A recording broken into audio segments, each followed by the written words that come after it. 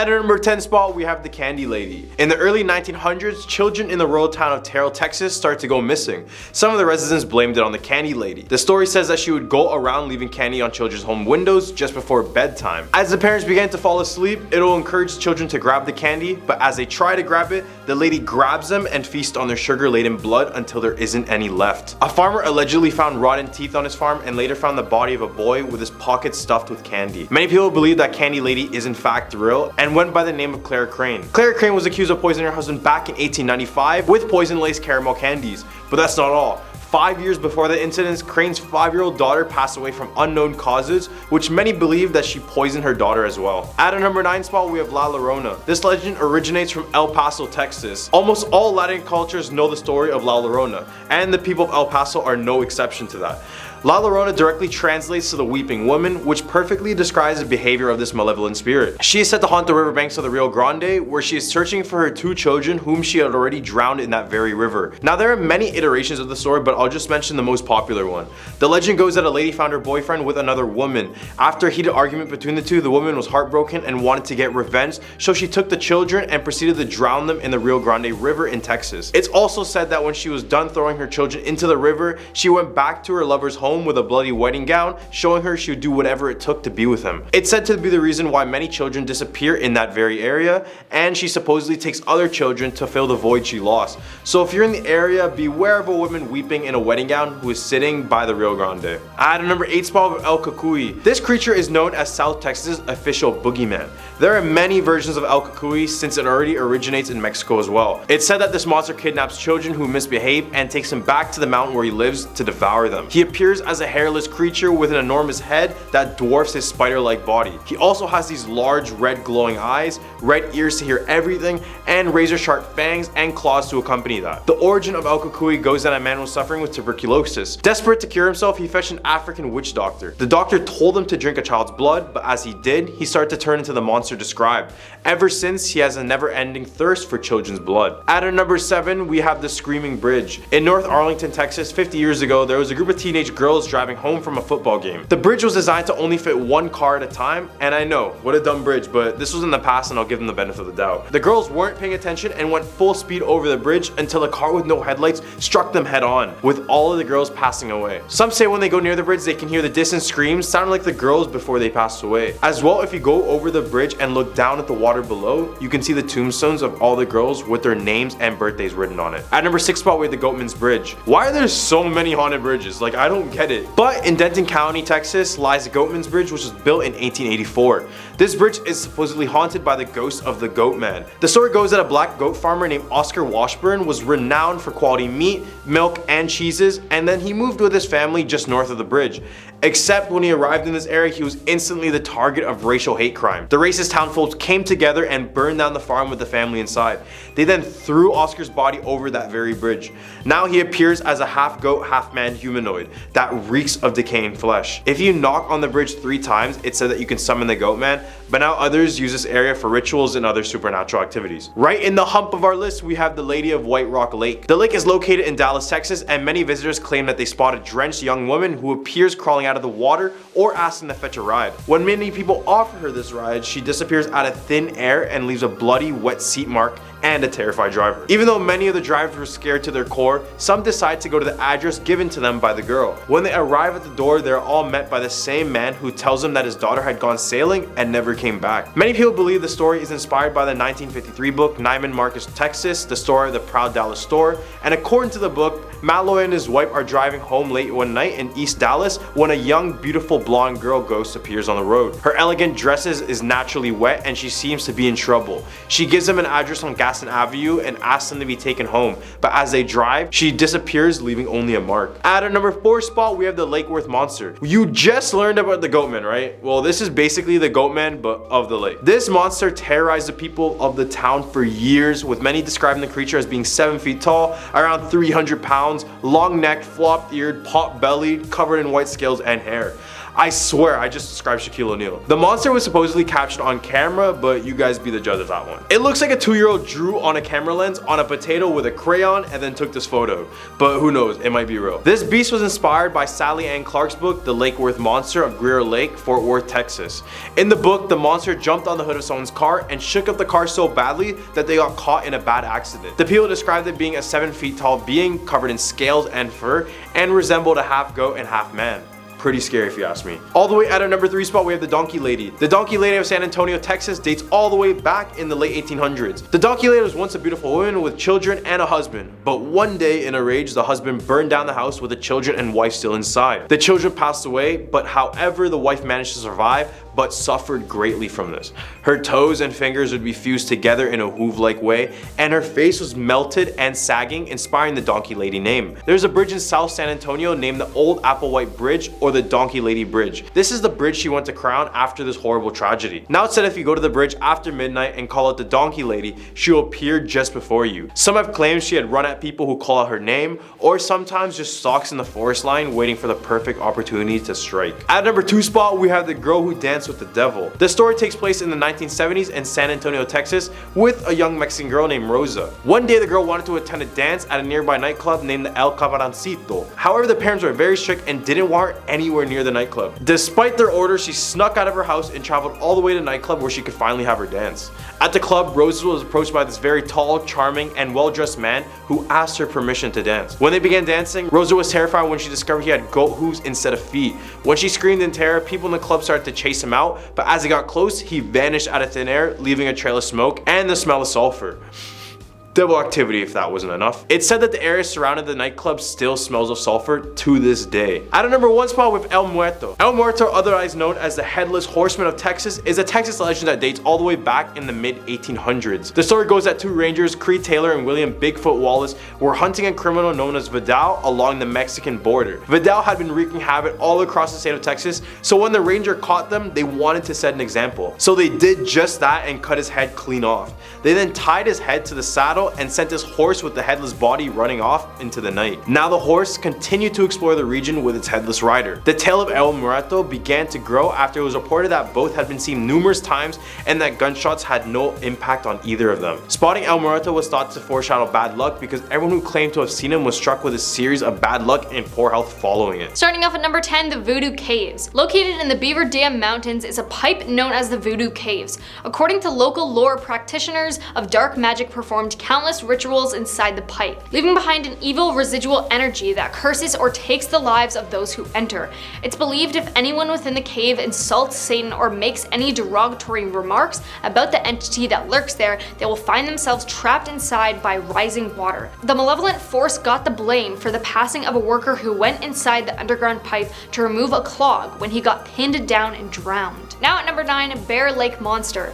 The urban legend of the Bear Lake Monster goes back to at least 1868, when Desert News reporter Joseph C. Rich ran a series about the serpent-like creature. The series quoted many well-known citizens who all claimed they'd seen the monster. However, in 1888, Mr. Rich admitted that he'd made all the stories up. The legend continues, however. Every so often, someone does claim they have seen the Bear Lake creature, which coincidentally resembles the Loch Ness Monster legend in Scotland. Here at number 8, the legend of Lillian Gray. In the middle of Salt Lake City Cemetery sits a gravestone reading Lily E. Gray, June 6, 1881 to November 14, 1958. Accompanied by the very ominous phrase, "Victim of the Beast 666. Lillian remains a mystery and her headstone forms the source of wild tales of her being a sacrifice to Satan, or that she herself was a Satanist. Some have speculated that she was another innocent woman accused of witchcraft. Another theory, because Utah is clearly full of ominous places, proposes she died on Highway 666, which is also one of the country's most infamously dangerous freeways. Coming in at number 7, Skinwalker Ranch. The Sherman Ranch in Ballard, Utah is better known to locals and paranormal investigators as the Skinwalker Ranch, or the UFO Ranch. The name comes from the alarming number of alleged skinwalker sightings and reports of paranormal and UFO-related phenomena. The 40-acre ranch borders the Indian reservation and has a history of mutilated cattle, spirit orbs, unidentified objects hovering in the sky, and what's been described as a large, red-eyed beast similar to the Native American depictions of skinwalkers, half human, half animal monstrosities. Now coming in at number 6, the ghost of Red Lopez. In early 1915, Bingham miners began hearing a voice, supposedly the ghost of Raphael Red Lopez. According to an article in the February 2nd, 1915 edition of the Ogden Daily Standard, Lopez was a miner who shot and took the life of another miner in November 1913. He also reportedly took the life of Bingham's police chief and 2 sheriff deputies in an ambush later that day. A week later, he then reportedly took the lives of 2 other deputies during a manhunt for him that lasted into 1914. But Lopez was never found or heard from again in Utah. It's still one of the state's largest crime mysteries that wasn't closed until 2003. Back in 1915, the report stated that the workers began to be terrorized during the past few days by the shoutings of a gloomy voice in an area of the mine where 2 of the deputies passed away. Halfway at number 5, teen in a tanning bed. The urban legend about the bride cooking herself in a tanning bed circulated all over the country, but it allegedly originated in Utah with a teenage girl. The story begins with a 17-year-old winning a trip to Hawaii, and naturally she wanted to get bronzed before her trip. Though limits exist for how long and how often you can sit in these tanning beds, the girl, however, supposedly found a way around this rule by hopping around town to town to different salons, 4 to be exact, in just one afternoon. She eventually ended up in Utah Valley Regional Medical Center because her internal organs were shutting down and she went blind from cooking herself all day. Now, a reminder, this one is just an urban legend.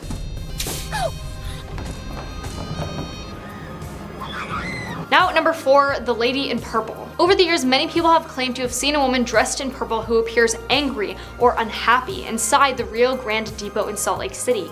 In 2017, Rio Grande Cafe manager Colleen Murphy told KSL-TV she has seen lights come on at night in a locked room at the bottom of a stairwell with nobody seemingly there to turn them on. She also said that she had been locked out of the building on multiple occasions late at night, with no real explanation. Others have told her they've heard singing at night, coming from the woman's bathroom in the depot, even when the building is seemingly empty. As the legend goes, the woman tossed her engagement ring onto the tracks during an argument with her fiancé at the depot. Deciding she had made a mistake, she jumped down to retrieve the ring when she was struck and unfortunately passed away by an oncoming train. Now at number 3, the inmate. Salt Lake Herald-Republican on January 8, 1905 reported a frightening tale from the Salt Lake City jail. 2 women at the jail reported they had seen a ghost there, walking the halls at night. The ghost was a man who wore a slouch hat pulled over his eyes and would peer through the grating in the building. They told the newspaper that the ghost was that of a former inmate who had died there in a gruesome manner. On one particular night, one of the women said that she heard a ghost noise by a door, then walked up and asked if it was indeed the dead inmate. "Ain't you dead?" she asked. By way of reply, the ghost began to prance up and down the narrow hallway, swinging his arms and smiling, laughing, and shaking his head. While they never saw the man the day he died, they told the newspaper they were convinced it was him. Now at number 2, the Devil's Highway, kinda like what we mentioned before. The highway system, originally named Route 666 and nicknamed the Devil's Highway, crossed through an area of the United States known as the Four Corners, the meeting space of Colorado, Arizona, New Mexico, and Utah. All 4 states have reported paranormal experiences while on this stretch of highway. Tales range from hellhounds chasing alongside cars and slashing tires to skinwalkers shifting from animal to man before their very eyes, to an evil shaman who appears in the backseat to steal the driver's soul. Like many roads, Highway 666 also hosts a ghostly hitchhiker, a mysterious young woman in a nightgown walking the road alone. When someone tries to offer her a ride, she vanishes. A popular legend attached to the Devil's Highway is that of a mad trucker, a phantom semi-truck that terrorizes late-night drivers before disappearing. One witness reported her husband's experience. Allegedly, he was driving on Route 666 one night when a semi-truck began heading straight for him down the middle of the highway. He said the truck had to have been going around 130 miles per hour, with sparks and flames flying up from the wheels. He pulled off the road in time to miss what he thought would be a fiery collision, and the beast of a vehicle took off into the night. Now coming in at number 1, the haunted Old Main. Everyone who has passed through the Southern Utah University campus has heard the lore of Virginia Loomis and Old Main, a building on the university's campus. As the legend goes, Virginia Loomis's life was taken in the late 1800s. Her body was discovered on the boulder used to make many of the bricks to construct the Cedar City building in 1898. It's said some of the bricks even contain her blood. Later in life, a janitor was hired at the university. On his first day of work, he was allegedly lighting the old coal furnace in Old Main's basement when something caused the furnace door to slam shut on his arm. He was supposedly burned until he passed away, unable to get free, becoming the human torch that burned Old Main to the ground in 1948. It's said that the ghost of Virginia was seen laughing in the flames, and Virginia was written on the janitor's skull. At number 10 spot, we have the Bennington Triangle. The Bennington Triangle, also known as the Vermont Triangle, refers to a mysterious area located in the southwestern region of Vermont where several people have disappeared under strange circumstances. Many say it's Bermuda Triangle's little brother, but that's not something to be proud of. The first recorded disappearance in the area occurred in 1945 when a man named Mitty Rivers went missing while hunting in the woods. Despite an extensive search, Rivers was never found again and is presumed to have passed away. Then in 1950, another man named James E. Tetford vanished while on a bus. This is odd because Tetford was an experienced hiker and was very familiar with the area, so his disappearance was even more puzzling. In the following years, several other people disappeared in the Bennington Triangle, including a young child who was never found ever again. Some people have suggested that the disappearances are related to the supernatural, citing the presence of UFO activity in the area and reports of strange lights and sounds in the woods. Others have suggested that the disappearances are the result of natural causes, such as the rugged terrain and harsh weather conditions in the area. Some even speculate that it could be the work of a serial killer who has never been caught. Despite the many theories, the mystery of the Bennington Triangle remains unsolved and continues to fascinate those who are interested in the paranormal. At a number 9 spot, we have the Pigman. The Pigman of Vermont is said to be a monstrous being with the head of a pig and the body of a man. He's said to roam the forests and fields of Vermont, stalking and preying on unsuspecting travelers who dare to venture into his territory. Many people believe that the Pigman was once a normal man who was cursed by a witch to take on the form of a monstrous pig-like creature. Whatever the truth may be, one thing is for certain: the Pigman is a terrifying and deadly force to be reckoned with. Those who have had the unfortunate encounter with this creature say that he is incredibly strong and fast, with razor-sharp teeth and claws that can tear a person apart in seconds. The Pigman is not only a physical threat, but also a psychological one. It is said that he can control the minds of his victims, making them see and hear things that are just not there. This causes them to be confused and disoriented, making it easier for the Pigman to attack and get the kill. Many people in Vermont live in fear of the Pigman and do everything they can to avoid encountering him. Some even go as far as to offer sacrifices to him, in the hopes that he will spare them and their loved ones. And when I mean sacrifices, I don't mean real human sacrifices. I just mean like pigs and like chickens and stuff. At a number 8 spot, we have the Hayden family curse. Legend has it that many years ago, the entire Hayden family of Albany, Vermont perished as victims of a curse. The origins of the curse are shrouded in mystery, but it is said that the Hayden family was once a powerful and wealthy clan. They lived in a grand estate surrounded by lush gardens and rolling hills. But despite their wealth and their privilege, the family was plagued by a dark secret. One day, a terrible tragedy struck the Hayden family. A young girl, the daughter of the family's patriarch, was brutally murdered in her bedchamber. The culprit was never found, and the family was consumed by fear, grief, and anger. As the time passed, the family's wealth began to dwindle, and they were forced to sell off their lands and their possessions. The once great Hayden estate fell into disrepair, and the family was left to wander the land cursed. The curse is said to manifest in different ways. Some members of the Hayden family have been struck by strange and subtle illnesses, while others have been plagued by terrible nightmares and visions of the dead. Still others have been driven mad by the weight of this curse, driven to commit acts of violence and madness. Despite the hardships they endured, the Hayden family remains strong. They continue to carry on their legacy, passing down the stories of their cursed ancestry to each generation. At a number 7 spot, we have the Frozen people. In the early 1800s, a strange phenomenon began to occur in the remote mountainous region of Vermont. Reports began to spread of people being found frozen solid, their bodies perfectly preserved despite being exposed to harsh winter weather. Many of these frozen people were found high in the mountains near the tops of the state's tallest peaks. At first, people were baffled by this phenomenon. Some speculated that the frozen people were victims of some sort of natural disaster, while others believe that they were the result of a curse or supernatural event. But as more and more frozen people were discovered, a more scientific explanation began to emerge. It turns out that the frozen people of Vermont were actually victims of a condition known as mountain madness. This condition, also known as high altitude cerebral edema, occurs when the brain swells due to the effects of altitude and oxygen deprivation. At high altitudes, the air is thin and contains less oxygen, which can cause a number of problems for the human body. In severe cases, the brain can swell to the point when it cuts off its own blood supply, leading to death. However, in the cold, dry climate of Vermont's mountains, the bodies of those who died from the mountain's madness were preserved on the freezing temperatures. Over time, the bodies became encased in ice, preserving them in a state of suspended animation. As word of the frozen people spread, Vermont became a popular destination for those interested in the strange and unexplained. People came from all over to see the frozen bodies for themselves, and many of the frozen people were put on displays in museums for a temporary time. At a number 6 spot, we have the Black Shuck. The Black Shuck is a ghostly black dog the size of a calf with glowing red eyes. It is said to appear out of nowhere and cause terror wherever it goes.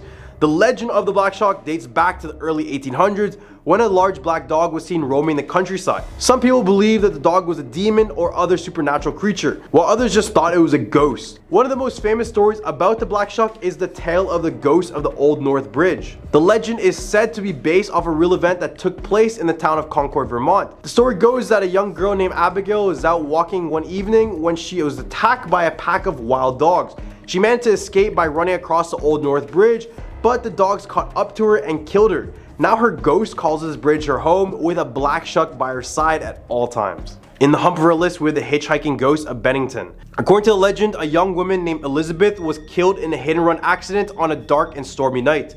Her ghost is said to haunt the town, hitchhiking along the roads and highways in search of her killer. Many locals and visitors to Bennington claim to have seen the ghost, and there are countless of stories of people who have picked her up only to find her disappearing from the backseat of their car once they reach their destination. Some say that she appears as a young woman with long flowing hair and a white dress, while others describe her as a more ethereal, translucent figure. One of the most famous stories about the hitchhiking ghost of Bennington involves a young couple who were driving home late one night. As they were passing through the outskirts of the town, they saw a figure standing by the side of the road waving frantically at them. Thinking that she was in need of help, they pulled over and offered her a drive. As she climbed into the backseat, the couple noticed that she was deathly pale and cold to the touch. She didn't say a word, but stared straight ahead with a haunted look in her eyes. The couple became increasingly uneasy, but didn't want to be rude, so they continued on their way. When they reached the destination given by the hitchhiker, they turned around to offer the young woman their goodbyes, but she was gone. The backseat was empty and there was no sign of her anywhere. The couple was shaken by the experience, but they couldn't deny what they had seen. Many people still claim to have seen her ghostly figure hitchhiking along the roads of the town. Some say that she is still searching for her killer, while others believe that she is simply lost and just looking for a way home. Whatever the case may be, the hitchhiking ghost of Bennington continues to haunt the town to this day.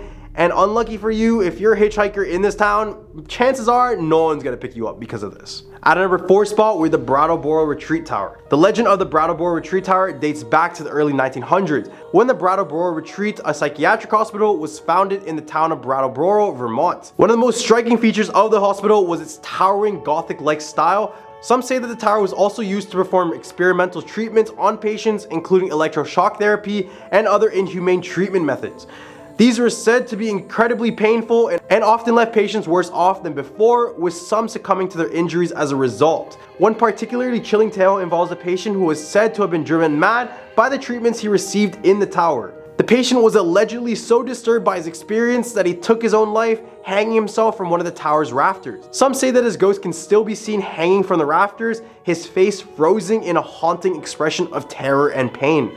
Another story tells of a nurse who worked at the hospital during the height of its use of a mental institution. The nurse was said to have been kind and compassionate, but was driven to madness by the horrors she witnessed at the hospital. Some say that she could still be seen wandering the tower, and her ghostly figure is seen searching for the patients she once cared for. Number 3, Converse Hall. Once upon a time in the small town of Burlington, Vermont, there was a legendary hall known as the Converse Hall. Built in the early 1900s, the hall was a popular gathering place for the townspeople, hosting everything from community events and concerts to weddings and parties. But as the years went by, strange and eerie things began to happen within its walls.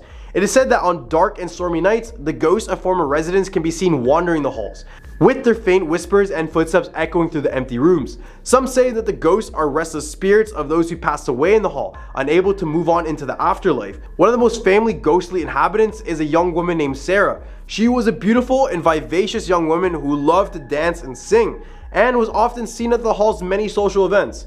But one fateful night, Sarah disappeared without a trace, leaving her family and friends devastated. It is said that her spirit was seen in the hall, dancing and singing to the music that only she could hear. Some say that the ghosts of Converse Hall are not the only supernatural beings that haunt it. Some say that those who spend the night in the hall are never the same again, forever changed by the supernatural forces that dwell within its walls.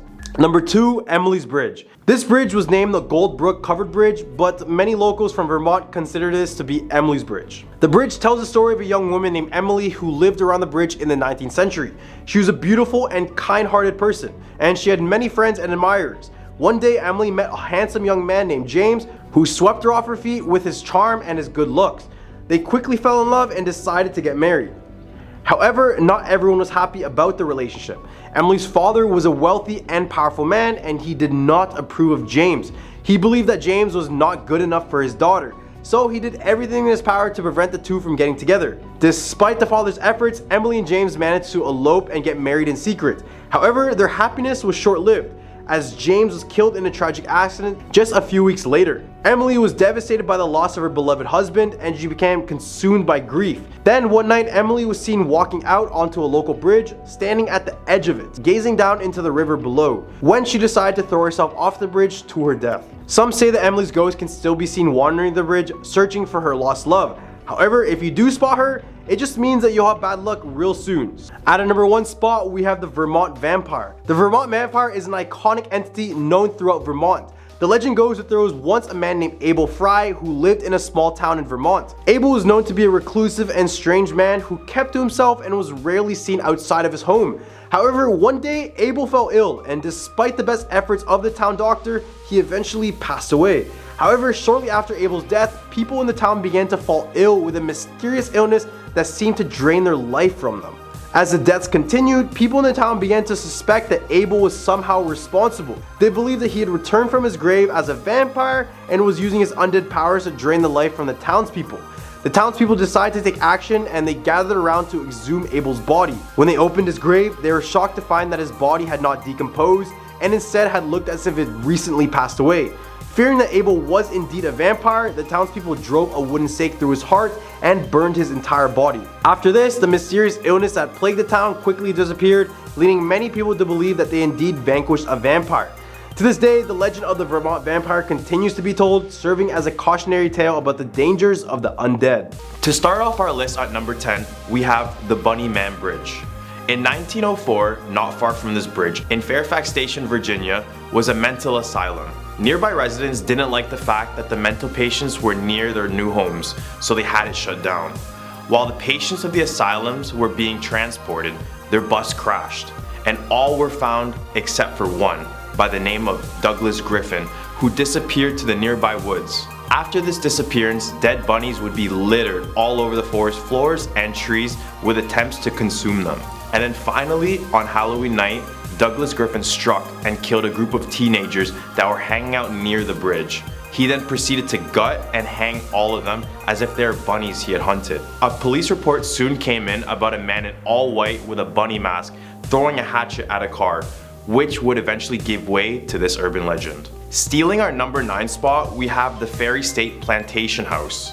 With 11 spirits calling the Fairy State Plantation House their home, Haunted House seems a fair title for this site.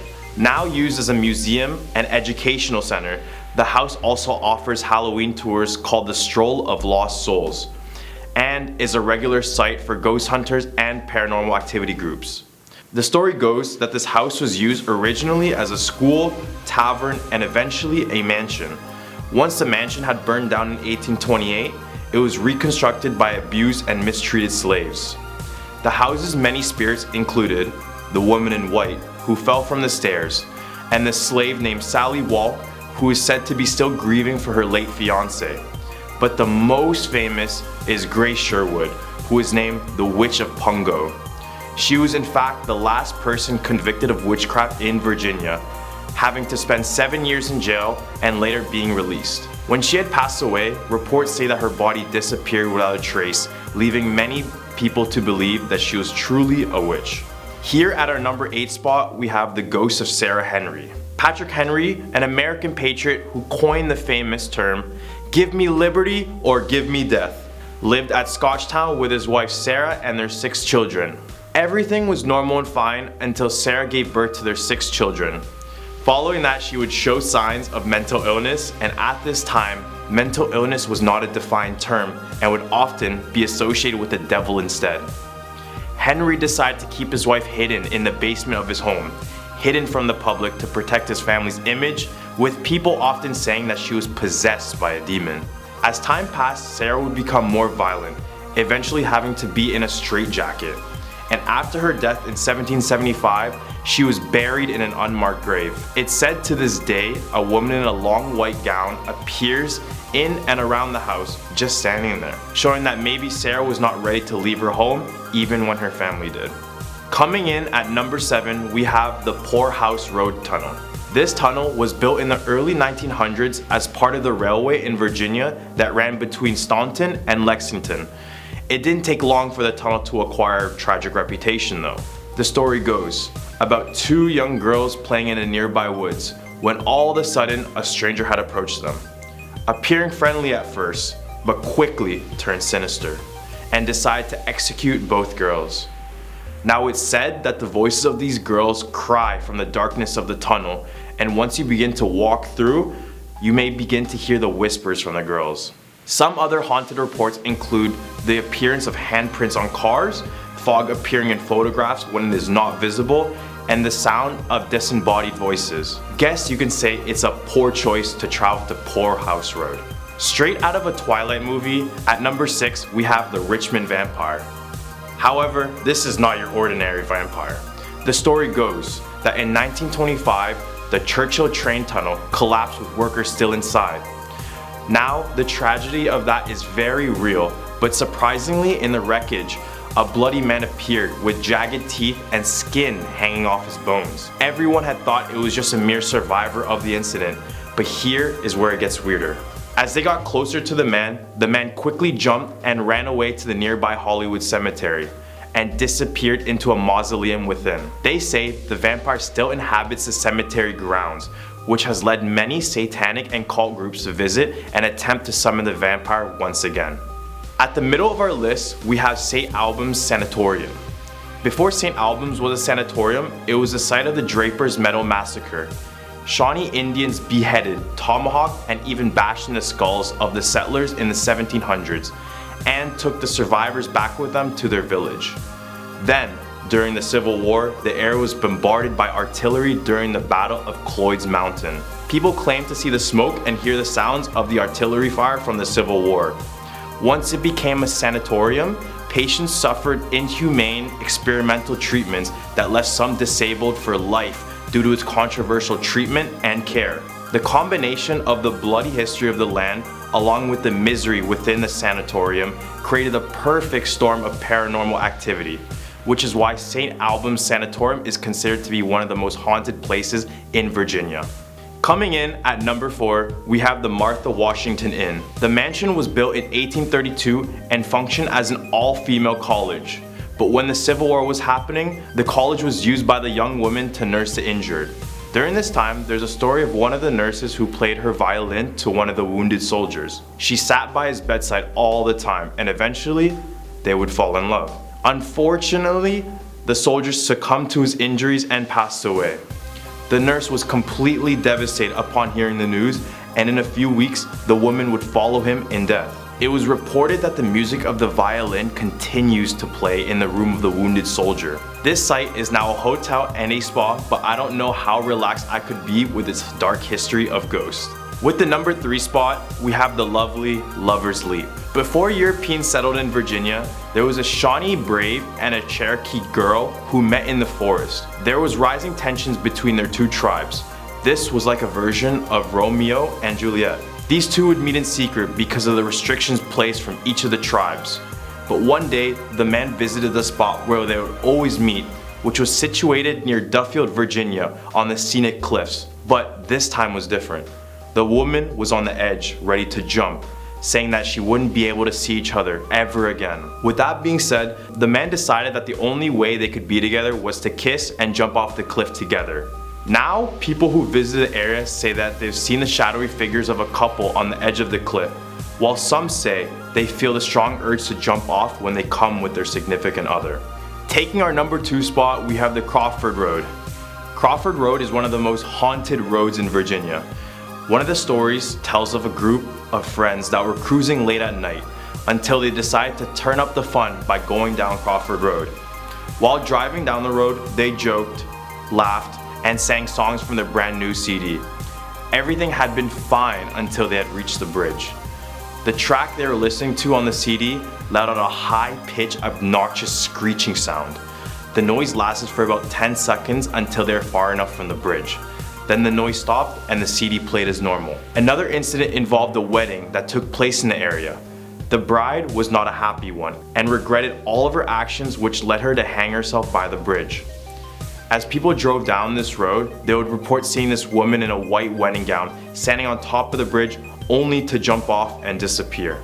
Now, taking our top spot in our top 10 scary Virginia urban legends, we have the Battle of Cold Harbor. Said to be one of the most haunted battlefields in the United States, it was here that over 150,000 men fought a long, gruesome war, which claimed the lives of over 15,000 men. As the war finished, it was reported that the lack of medical assistance led to dugouts being crammed with both the living and the dead, and those who passed away couldn't even get proper burials.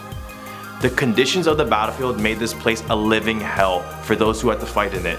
And now it's reported that those who visit experience paranormal occurrences, such as smelling the distinct scent of burned gunpowder or a fog that would appear and disappear in the area, which could be resembling the thick gun smoke from the past battle.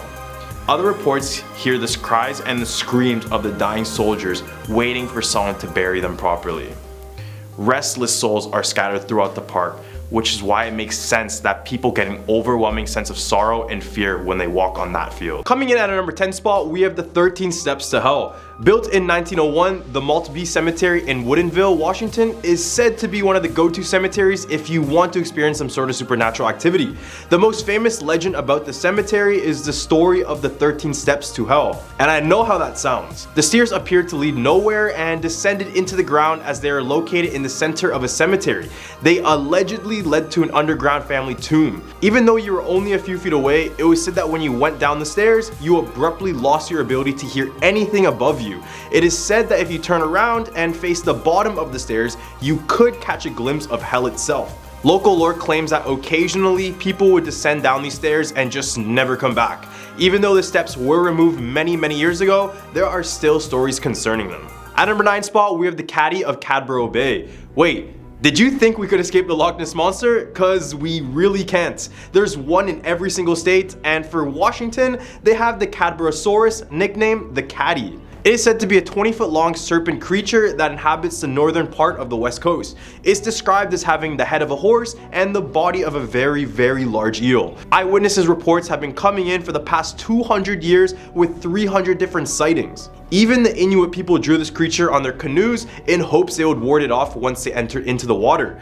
As with all these Loch Ness Monster hypes, many people claim to have found and captured it, but eventually it gets to the point when you can't even tell what's real and what's fake. At number 8 spot, we're the Black Cat of Stevens Hall. Built in 1895 in Pullman, Washington, the Stevens Hall was once praised as the quote, most famous attractive building on the campus. But once people stepped foot inside, they took back these claims. Kinda like when you meet someone who is physically attractive, but has a terrible personality. This is that place.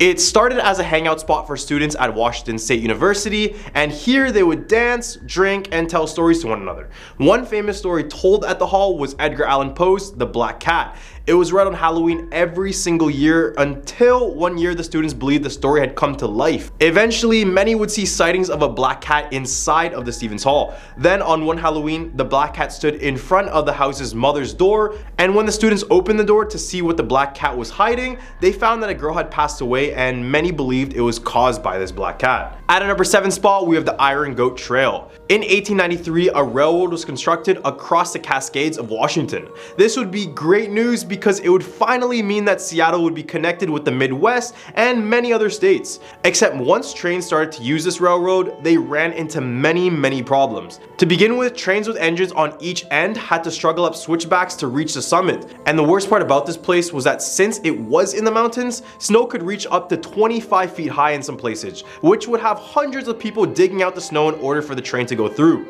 Then in February 1920, the deadliest avalanche in American history hit the railroad. It derailed trails and killing a total of 96 people in the process. And at the time, the rescue mission was nearly impossible due to the extreme weather conditions present on the mountain. Now many hikers come across the area where the accident occurred, and many find themselves leaving immediately the moment they get there. This is because some hikers have reported hearing noticeable screams coming from the tunnels, while others have spotted the apparitions of men screaming for help. All of these components make this place one of Washington State's most haunted places. At number 6 spot, we have Port Townsend, Washington. Considered to be one of America's most haunted cities, Port Townsend definitely has a dark history to back up that claim. The thing about this place is that paranormal activity isn't in a single building or two, but they say that the spirits roam freely around the town, and there's not a place in town where you won't have the chance to see a ghost. For example, the Manresa Castle located in the city was once visited by ghost adventurers, and they supposedly captured children's laughter on film, as well as feeling as though something or someone was pressing against them the whole time. Then we have the Palace Hotel, which used to be known as the Palace of Suites due to the woman who used to live there. But many visitors claim these women never left. They say a woman in blue exposes herself to guests and staff members, while the other spirits try to play pranks on the other people. In the hump of our list, we have the Maury Island incident. Weeks before the infamous Roswell accident, Red Chrisman and Harold Dahl had their own encounter that shocked many people at the time. It all started on June 24, 1947, when pilot Kenneth Arnold claimed to see a string of 9 shiny unidentified flying objects traveling around 1,200 miles per hour near Mount Rainier. Many people have said they have seen the UFOs flying as well. Eventually, the story would be relayed to Red Chrisman and Harold Dahl, who both claimed to have fragments from the supposed UFO. When they interviewed Harold, he would go on to say, quote, "On June 21st, 1947, in the afternoon around 2 o'clock, I was patrolling the east bay of Maury Island. I, as captain, was steering my patrol boat close to the shore of the bay of Maury Island. On board were 2 crewmen, my 50-year-old son, and his dog. As I looked up from the wheel of my boat, I noticed 6 very large donut-shaped aircraft." Eventually, the FBI started to investigate and stated this incident was a hoax. But who knows? This really wouldn't be the last time the US government was hiding UFOs. At number 4, we have the infamous Bigfoot. Yes, the hairy creature had to make its way onto this list simply because this is the state where it was first documented and popularized. To this day, this is the state where the most sightings are recorded, so it's either everyone is lying in Washington or they may actually have a Bigfoot in their woods.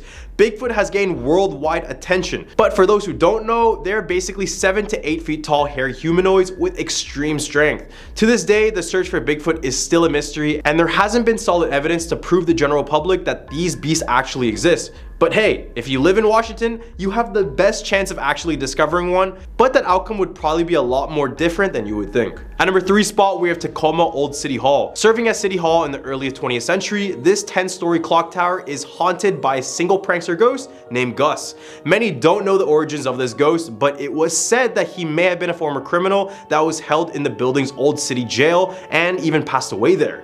So as I mentioned, this building served as City Hall until 1957. This was a time when the City Hall was being neglected, no maintenance, and no payments. So eventually the building was too unsafe to work in, causing everyone to be kicked out. Nowadays, visitors of the old City Hall claim that prankster ghosts have taken over the entire building. For example, Gus is known to toss objects in the air at random. He's also known to turn on lights on and off, and sometimes he would completely shatter light bulbs. At one point, the sightings were so frequent, the police believed it was a person trespassing the property. But after further investigation, it was discovered that no one was trespassing the property. At a number 2 spot, we have the Kells Irish Pub. Considered to be a family-friendly bar/restaurant, the Kells Irish Restaurant and pub is said to be one of the most haunted eateries in the entire nation. To start, the pub is located in the Butterworth building, which was a former mortuary. So you kind of know where this story is going. This would basically mean that the entire building was used to store deceased bodies. Throughout the years, many spirituals have been brought to the Butterworth building in an attempt to initiate meaningful communication with the alleged spirits who remain there, including both a Catholic priest and a voodoo priestess. Nowadays, visitors report sightings of a ghost of a young girl dressed in a scarlet velvet dress. Others have spotted the ghost of an older man named Charlie, who would appear at random throughout the entire building. At number 1 spot, we have Mount Baker Theater. Opening up in 1927, the Mount Baker Theater in Bellingham was haunted from day one. Unidentified sounds, chilly spots, strange disembodied voices, balls of light, and even the odd apparition are just a few of the stories that have been noted here. As well, many visitors have reported the ghost of a young woman named Judy. It's said that she has crushes on male visitors and will choose to usher them into their seats if she does have a crush on them. People know it's Judy when they begin to hear their name across the floor and feel as though someone is touching them on the back or their shoulders. Another spirit trapped in this place is a cat that is found in the basement of the theater. Many claim that whenever they go to the basement and they catch a glimpse of this cat, something bad is bound to happen, as with many other black cat theories. Oddly enough, Mount Baker Theater keeps a ghost light on stage during the off hours, claiming that they ward off the evil ones from the theater, but who really knows if it works like they say they do.